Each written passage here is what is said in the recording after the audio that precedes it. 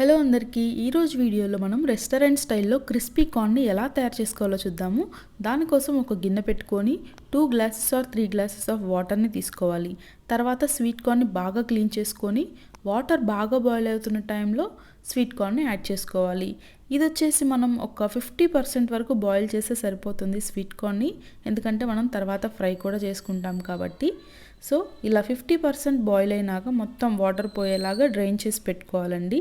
So మీరు చూస్తున్నట్లయితే sweet corn ఉబ్బిపోయింది.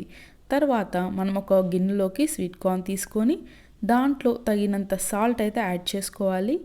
And black pepper powder అయితే నేను యూస్ చేస్తున్నాను ఇక్కడ, మీరు కూడా పెప్పర్ పౌడర్ని వాడుకోవచ్చు. అండ్ దీంట్లోనే మనము ఒక 3 to 4 స్పూన్స్ ఆఫ్ కార్న్ ఫ్లోర్ని యాడ్ చేసుకోవాలి. తర్వాత ఒక స్పూన్ బియ్యం పిండిని యాడ్ చేసుకున్నాను, ఎందుకంటే క్రిస్పీనెస్ చాలా బాగుంటుంది.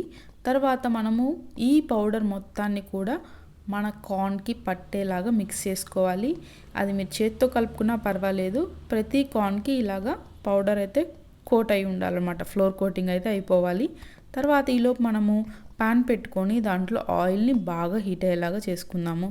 సో నేను ఫస్ట్ టెస్ట్ చేసి చూస్తున్నాను సరిపోయిందా లేదా అనేసి.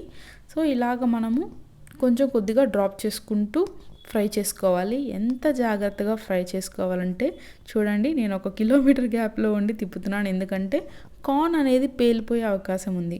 సో మన దగ్గర ఉండి తిప్పుతున్నట్లయితే అది పేలి మన మొహం మీద చేతుల మీద పడే ఛాన్సెస్ ఉన్నాయి. కాబట్టి కొంచెం దూరంగా ఉండి నీట్గా మధ్యలో కలుపుకుంటూ ఉండండి.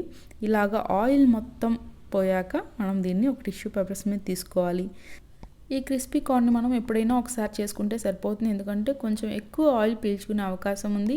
ఇది రెగ్యులర్గా తినడానికి అంత హెల్దీ ఏం కాదు, ఒక స్నాక్గా ఎప్పుడన్నా ట్రై చేయాలనుకుంటే ఖచ్చితంగా ట్రై చేయాల్సిన రెసిపీ.